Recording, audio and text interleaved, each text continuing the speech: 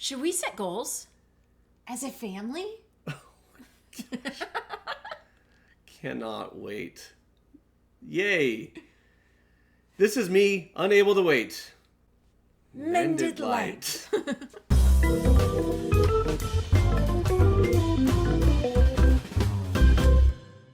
Okay, so when people say, should we set goals as a family? I mean, on the surface of it, that's well, yeah, obviously. I don't know anybody who would look at that and wouldn't say yes. No, in never principle. Set goals as a family. It's a terrible idea.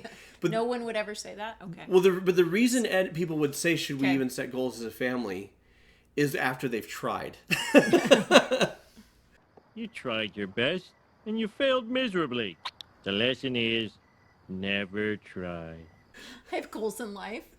What does it feel like to not reach your goals? Well, because yeah, you don't reach the family goals, or people don't follow through, or people don't remember, right? Yeah. Or there's Or it's contention. one more thing to do. Yeah. Contention is a big one. Or there's whining.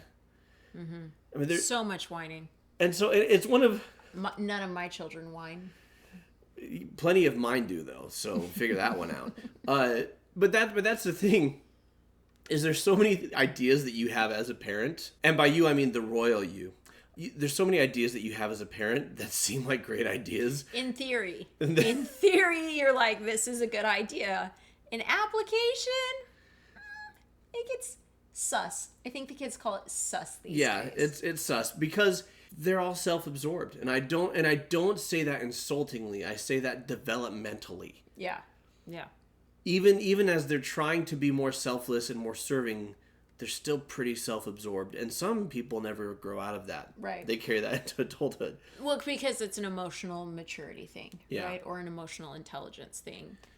So when it comes to should you set goals as a family, most people would say yes, but then they give it a try, and it's like, is this even worth it? Yeah. And our answer is it is, but if it's not working, and if it feels like a drag, it's time to change the approach.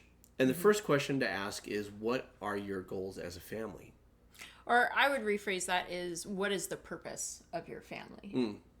And because like purpose and goal, they can have similar meaning, but not the same meaning. Yeah. Right? And so truly getting clarity on where you want to go is so important before you start being like, it's a good idea that my kids play a musical instrument. It's a good idea for them to get straight A's. It's a good idea for us to exercise or go on a hike every week as a family. It reminds me of the Cheshire Cat in Alice in Wonderland, where she's stuck at the crossroads, and she's like, "Which way should I go?" And he says, "Where do you want to go?" And she says, "I don't know." And he says, "If you don't know where you're going, it doesn't matter which way you go." Yeah. Or more exactly put, if you don't know where you're going, any road will take you there. Any road will take you there. And so when it comes to a family, we could get lost in the woods of 1,000 good things we could do, or things that we think families should do. And we often do. Especially in this, I feel like more so in this modern world, but I don't really know because this is the only time I've ever lived. Mm-hmm. But in this modern world, all the directions you get pulled in. And so for me, I had this clarity, and it came from something I felt was missing from my family of origin in the home I grew up in, right? Mm-hmm. I had the clarity of, if I ever had children, that my number one goal as their parent is that they would feel loved and accepted and belong. Yeah. And so everything that you do needs to flow to that. Right. And so... Or flow from that. Yeah. So going back to that question of what is your purpose as a family, my purpose as a family is that you feel loved, accepted, and that you belong. And so if you're setting goals with kids where you're telling them what they need to do, or you're telling them what they should be focused on, they could get the message that you're not good enough the way you are, that you need to become this or do this in order to be enough. And that may not be the message you're trying to send as a parent. As a parent, the message may very well be, because I love you, I want good things for you, so I want you to walk down this path. But that's not what they're feeling, right? Or that may not be what they're feeling. What they may be feeling is this pressure to perform, this pressure to become, instead of feeling loved and supported and seen, right? And that they belong. Mm-hmm. So I think it's important to remember when it comes to setting goals as a family, having the clarity of what your purpose is of your family, right? Like, almost like a mission statement or a tagline, right? And making sure that your goals are in alignment with that overall purpose. Yes. But because you're not here to tell us what the purpose of your family is, we're going to run with ours. We're going to run with feeling loved and supported and that they belong, which I think most people would, if they really got down to it, that's what they want in their family. So how do you do that with your kids? Well, we were reading this book called Tiny Habits, which we were doing for our podcast on our membership site. We were covering this book. And one of the things that book says is to help people achieve the things they already want to achieve. Yeah. Right? If you want someone to feel loved and accepted and especially supported, that what they want matters to you, and who they want to be or what they want to accomplish matters to you. And so starting with and doing as much as possible goals that support them in the things they want to do or who they want to be. And you can do this, and you do a really good job with this. You ask kids questions about what they want to read about, what they want to learn about, what skills do they want to acquire, what do they love, what are they passionate about, right? For example, with Tyler, who is our 17-year-old, you're not saying this is what you will study, this is what you will learn, this is what your goals are. You asked him, what are you passionate about? And he says, security programming for computers. Yeah. And you're like, cybersecurity. Yeah, and you're like, super, right? Or for our daughter who's 9, you ask her what she's interested in, and it's and so do I. And she says, I want to learn how to do graphic novels. Right? Now, of course, there are goals that it's kind of like 2 for them, 1 for us. Okay, like because there are goals that we want them to, things that we want them to do and accomplish. But that goes down easier, and they're more willing to do it if a lot of the goals are focused on things that they already want to do. Yeah. And children are growing up to be adults, right? Like we all start as these babies and these small children and then these bigger children, right? And what we're wanting to learn is how to grow and develop, and especially to grow and develop the skills that we're passionate about. Right. But how often is that what we're thinking about prior to like going to college, right? It's like read and write and be good at math and, you know, so on and so forth. But how often are we looking at the world through, okay, what are your passions? What are you interested in?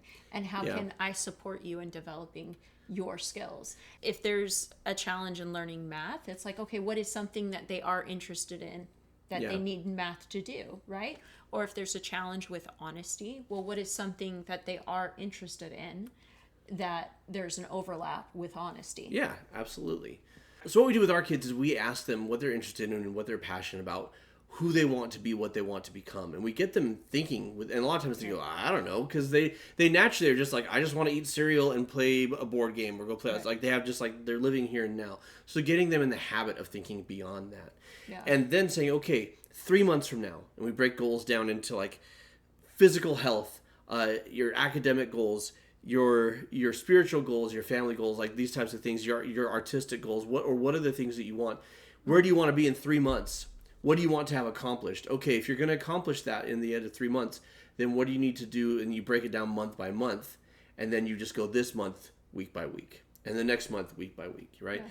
And then every week it's... And teaching those self-development skills of thinking ahead and living in the now and evaluating is so, so powerful. Yeah. And how do you keep track of that? We have a course called Family Councils where we give you, on our membership site, where we give you the tools to keep track of these goals and to keep track of these conversations. And you check in and you evaluate. How's it going? If it's not going well, if we're stumbling, what are we learning from that? And how are we tinkering with things and readjusting? And the structure that we show you or guide you through, that's all it is. It's a structure that if it serves and supports you, apply it that way. If it doesn't, tweak it. But the focus and the overall goal is, I see you, I understand you, you're important to me, I love you, right? I see you. And so if in the process of goal setting, like you've lost the love, love is no longer being communicated, that's when it's time to step back and say, okay, how can I better understand you? How can I better support you so that I can love you? Yeah. And that reevaluation of, are we doing what's truly important? If what we're doing is harming the relationships, then pivoting, right? Right. And something that I have found as a parent, and a parent of a decent amount of children, there's so many things, there's so many possibilities, there's so many extracurricular activities that a lot of times when we've gotten out of that place of feeling love and into a place of chaos and contention, it's because we need to scale back. Yeah. Right? Whether it's we're scaling back what we're doing with our time, or we're scaling back our expectations, or we need to work on more basic relationship skills, and showing kindness and service. Like, almost always when we're at a place of chaos, it's because we're in a place of overwhelm and we need to scale back. Yeah. Start small, right? Take them step by step, and celebrate those little successes, because part of them feeling loved and supported and belonging is not just that you're driving them to always do more, but that you're celebrating what they do accomplish, because they're going to chase that feeling. And then model it for your kids to celebrate yourself, right? To celebrate your innate worth, and to live a life of joy and gratitude for what you have, what you're doing, and what you want to continue to do. You're trying to create in kids the means to achieve and become who they want to become and achieve what they want to achieve. They often know what, and then it evolves over time, but what they don't know is how. And the specifics of how vary from goal to goal, but how to actually set goals, evaluate what's going good and what's not going well, and then to revise it and try again, that will serve them throughout their entire life. And it will make this entire process less stressful and miserable for you. Well, and in the Family Councils course on our membership site, there's a partnership council, between, partners. And then there's one-on-one counsels between the parent and child. But there's also an individual counsel, right? That gives you that same structure to sit down, get the clarity on what you want out of your life, and then breaking it into tiny steps and applying it to your life to achieve it. Because your household right now may just be you. Yeah. And you can get in these habits now. Your household may be you and your partner, and maybe you and your kids, maybe you and your partner and your kids. It could be a whole variety of things, but these skills will still serve you. And speaking of feeling supported and like you belong, we've got this video, what would my life be like if I allowed myself to feel totally loved and accepted? Giving that to yourself, and you can watch that right here, right there, right somewhere, right here on the screen. Have you set goals with your kids? How did that go? What were the hurdles? What were the obstacles? And what went well? Let us know. Or if you don't have kids, have you set goals for yourself in your life?